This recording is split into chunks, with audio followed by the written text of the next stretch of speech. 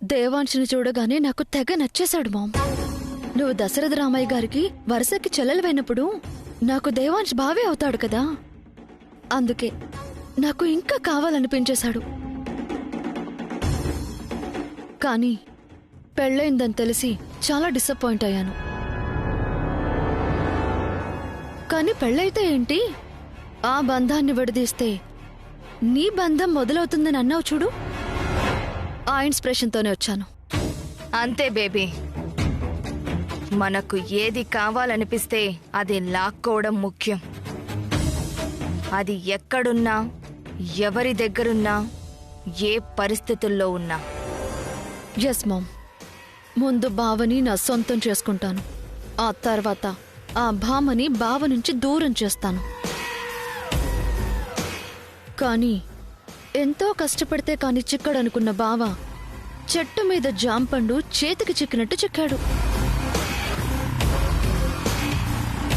ఈ శోభనం జరిగిపోతే చాలు, తర్వాత నేను వాళ్ళనుకునే నేను కాదని తెలిసినా ఇక ఎవ్వరూ ఏమీ చేయలేరు. కానీ జాగ్రత్త బేబీ, ఒక్కోసారి ఆఖరి అడుగు వరకు చాలా సులువుగా చేరిపోతాం, కానీ ఆ ఆఖరి అడుగులో అడ్డంకులు ఎదురవ్వచ్చు. కాబట్టి నువ్వు జాగ్రత్త.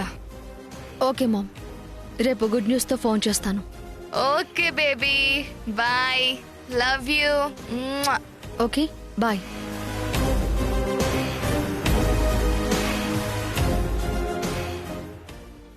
ఎస్, నా కూతురు అనుకున్నది సాధించబోతోంది. ఆ తర్వాత నేను ఆ ఇంట్లో అడుగు పెడతాను. దశరథ రామయ్య, నేనొస్తున్నా, కాచుకో.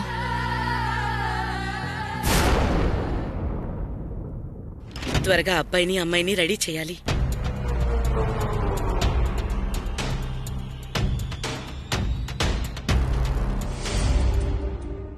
ఏమైందండి, ఎందుకలా ఉన్నారు? ఏం లేదు కౌసల్య. మీరెలా ఉన్నారో మిమ్మల్ని చూస్తేనే తెలుస్తోంది. ఎందుకంత ఆలోచన? ఎవరి గురించి ఆలోచిస్తున్నారు? వైదేహి గురించి. వైదేహి గురించా? ఇప్పుడు వైదేహికేమైంది? ఏమైందని అంత సులువుగా తీసిపారేస్తున్నావేంటి కౌసల్య? ఒక ఆడపిల్ల భర్తకి వేరే ఆడపిల్లతో మొదటి రాత్రంటే ఆ ఆడపిల్ల పరిస్థితి ఎలా ఉంటుంది? ఒక్కసారి తన స్థానంలో ఉండి ఆలోచిస్తే అర్థం కావట్లేదు.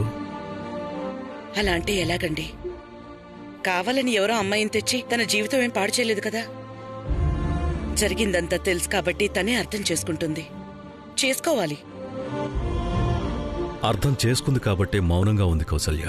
కానీ మౌనంగా ఉన్నంత మాత్రాన అంగీకారం ఉన్నట్టు కాదు, బాధ లేనట్టు కాదు. ఎవరు సంతోషంగా ఉన్నారు చెప్పండి? అసలు స్రవంతి కొద్ది రోజులు ముందే వచ్చుంటే బావుండేది. వైదేహితో దేవాంశ్ పెళ్లి జరిగేదే కాదు కదా అని నాకు బాధగానే ఉంది. కానీ ఏం చేస్తాం, జరగాల్సింది జరిగిపోయింది, తప్పదు కదా. బాధ సంతోషం గురించి ఆలోచిస్తూ వాస్తవాల్ని వదిలేలేం కదండి. పోనీ వైదేహికి అన్యాయం జరుగుతుందని ఏ నిర్ణయం తీసుకుందామన్నా స్రవంతికి అన్యాయం జరగదు. అప్పుడు మీరు సంతోషంగా ఉండగలరా? అన్నిటికీ మించి మన కుటుంబానికి ఏది మంచో ఏది చెడో తెలుసుకోగలిగిన గురువుగారు చూపించిన పరిష్కారం ఇది. కాదనగలరా? అందుకే కదా న్యాయాన్యాయాల గురించి ఆలోచించకుండా గురువుగారు చెప్పిందే పాటిస్తున్నాం. అయినా మనసులో ఏదో తెలియని బాధ.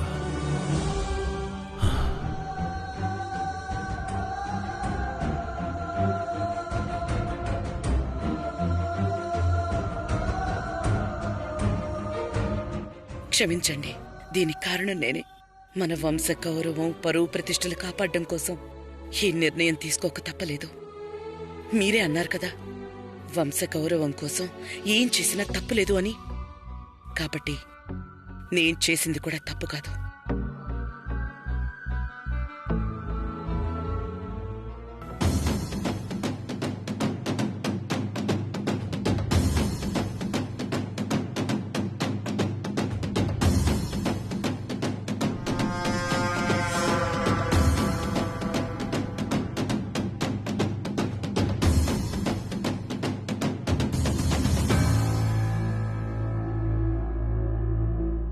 ఈ ఇంటికొచ్చిన క్షణం నుంచి ఈ క్షణం కోసమే ఎదురుచూస్తున్నావు కదా.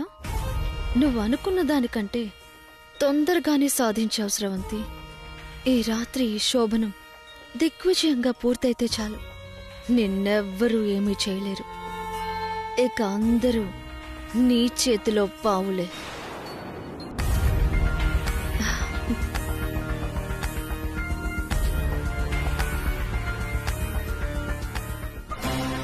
స్రవంతి, అక్క, నువ్వు చాలా అదృష్టవంతురాలివి.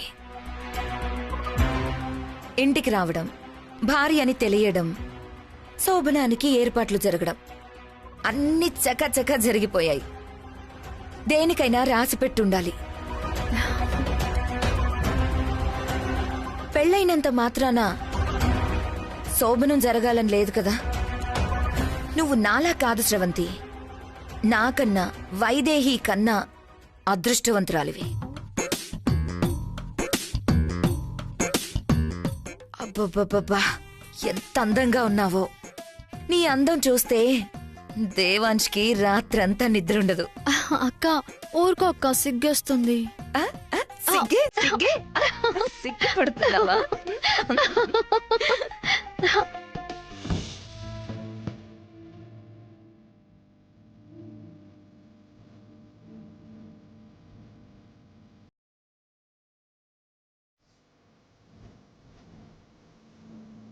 వైదేహి, బుగ్గను చుక్క పెట్టడానికి కాటిక ఎక్కడుందమ్మా?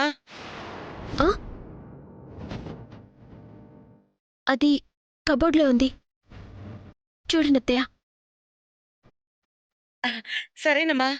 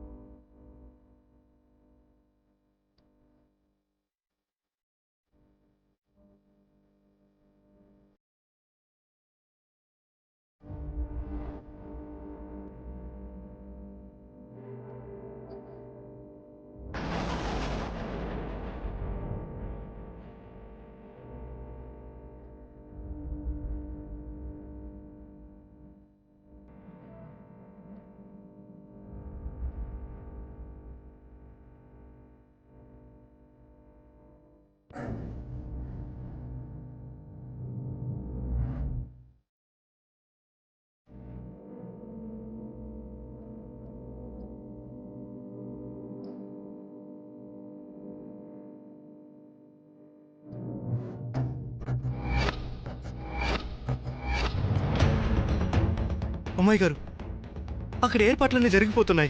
ఏదో ఒకటి చేయండి అమ్మాయి గారు. మౌనంగా ఉన్నారేంటి? ఆవిడ అసలు మేనకోళ్ళు కాదని నమ్ముతున్నారు కదా. అందరూ స్రవంతి మాయలో పడి నమ్మటం లేదు, కానీ నేను నమ్ముతున్నాను. ఈరోజు శోభనం జరిగితే మీకు మాత్రమే కాదు, అబ్బాయి గారికి, ఈ ఇంటికి అన్యాయం జరిగిపోతుంది అమ్మాయి గారు.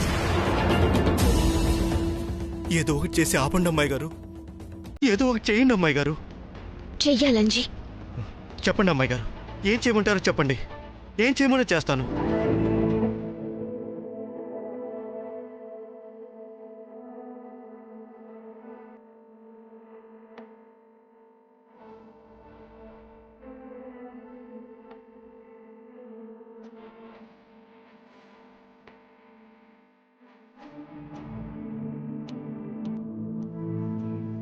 ఓకే అమ్మాయి గారు, మీరు చెప్పినట్టు చేస్తాను.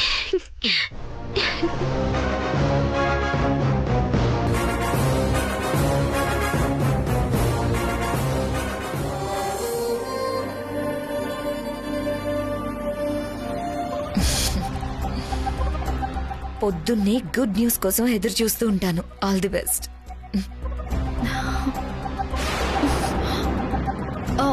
అయ్యో,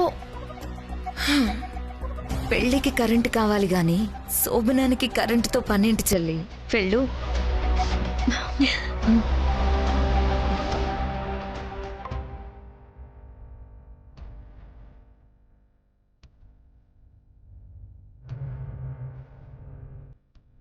బావా, పాలు తీసుకో. వద్దు.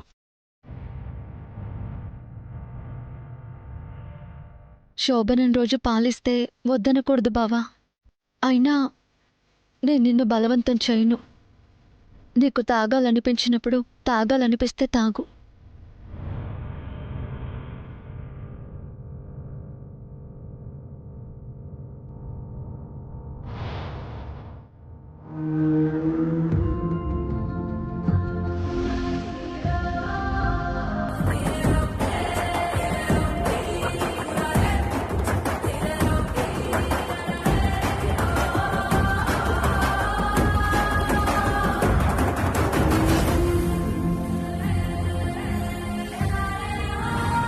బావా,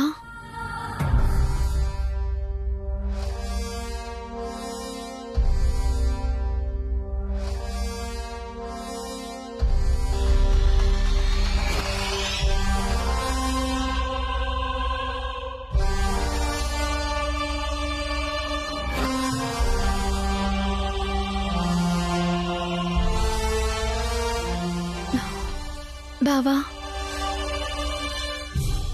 నాకు ఊహ తెలిసాక మనకి పెళ్ళైన విషయం అమ్మ చెప్పగానే నిన్ను చూడకపోయినా, అసలు నిన్ను కలుస్తానో లేదో తెలియకపోయినా, నువ్వు కట్టిన తాళిని నా గుండెల మీద పెట్టుకుని నువ్వే నా తోడుగా ఉన్నావనుకుని ఇంతకాలం గడిపేశాను బావా.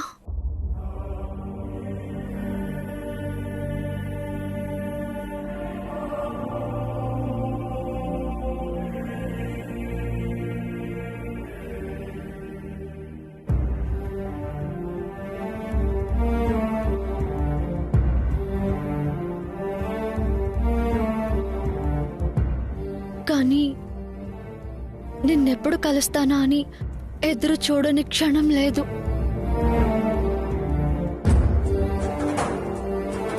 నిన్ను కలపమని మొక్కని దేవుడు లేడు. అసలు నిన్ను నేను పొందుతానో లేదోనని ఎంత మదన పడ్డానో నాకు మాత్రమే తెలుసు.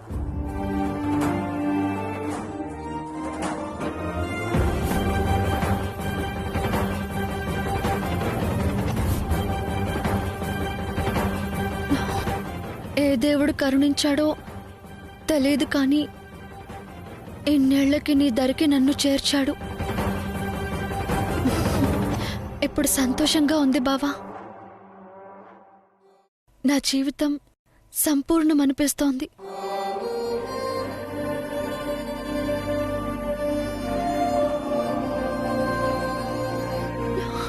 అసలు నువ్వు లేని జీవితం నేను ఊహించుకోలేను బావా, నేను ఊహించుకోలేను.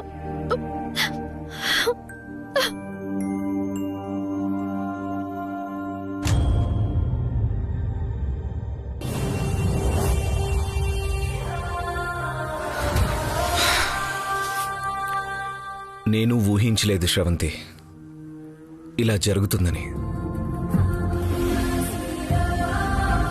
ఎప్పుడో నా జీవితంలో నీకు చోటుంది కదా అని ఇప్పటికిప్పుడు నా మనసులో నీకు చోటంటే అది అసాధ్యం శ్రవంతి.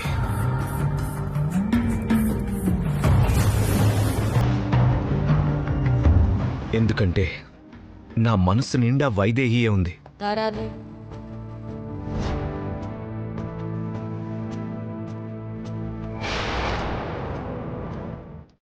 వైదేహి చూడగానే నచ్చేసింది. ఎంత నచ్చేసిందంటే అసలు పెళ్ళే వద్దని పట్టుబట్టిన నాకు తనని చూసిన వెంటనే పెళ్లి చేసుకోవాలనిపించింది.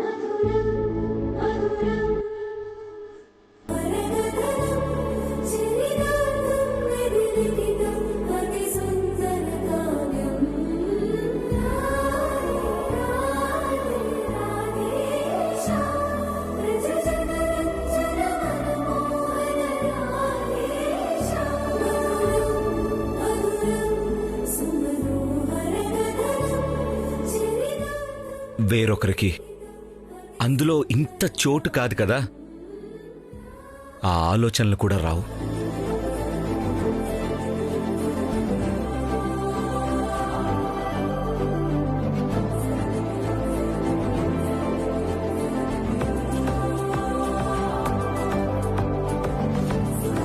వైదేహి చూడగానే నచ్చేసింది. ఎంత నచ్చేసిందంటే అసలు పెళ్ళే వద్దని పట్టుబట్టిన నాకు తనని చూసిన వెంటనే పెళ్లి చేసుకోవాలనిపించింది.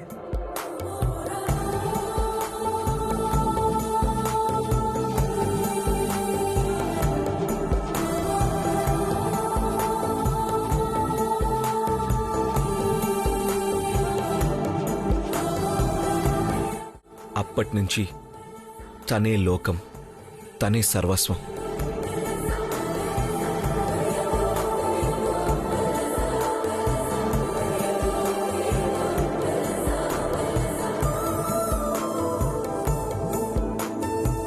మాకే పెళ్లి జరిగి కొన్ని పరిస్థితుల వల్ల మేం వేరుగా ఉన్నా చివరికి కలవగలిగామంటే అది మా ప్రేమలో ఉన్న గొప్పతనం.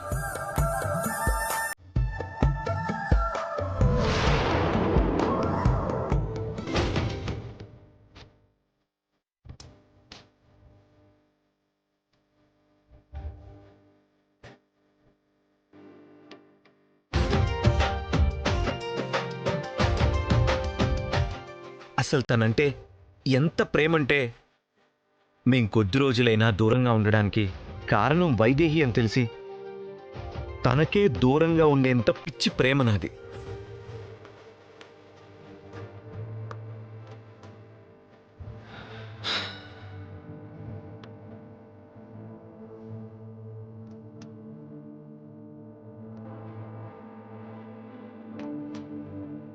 అలాంటి ప్రేమ మధ్యలోకి వేరే మనిషి గాని మనసు గాని రావడం సాధ్యమా? అసాధ్యం స్రవంతి.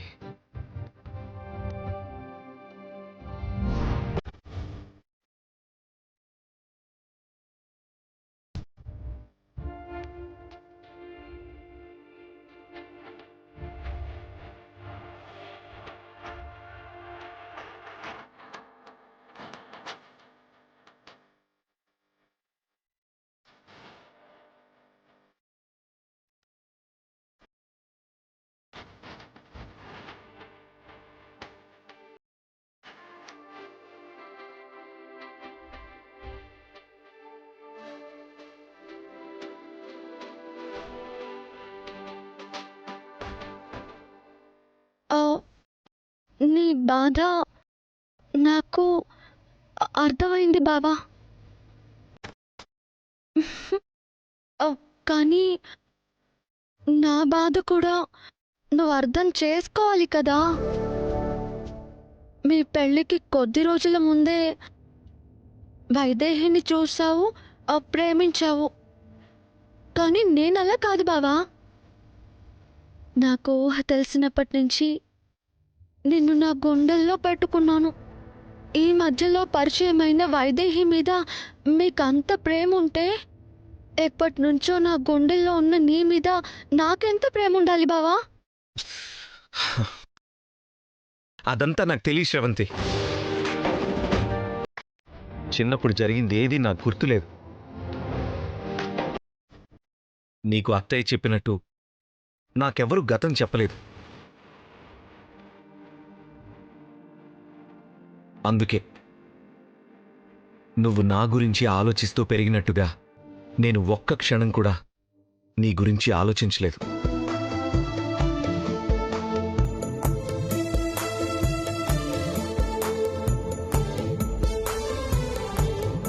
అసలు నువ్వు ఒక దాని ఉన్నావన్న సంగతే నిన్ను చూసేంతవరకు నాకు తెలీదు.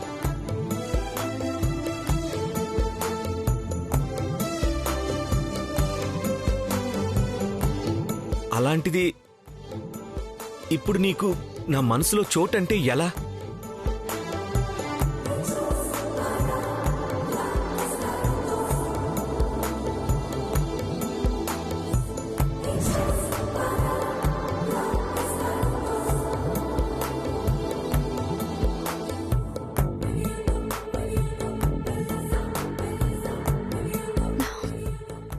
కూడా అదంతా తెలియదు బావా.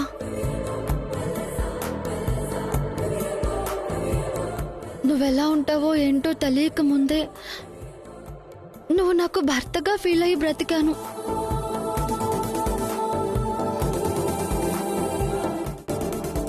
ఇప్పుడు నువ్వు కళ్ళ ముందుకొచ్చాక నువ్వు లేకుండా ఎలా బ్రతకగలను? హా, నిన్ను వదిలి ఒక్క క్షణం కూడా ఉండలేను బావా.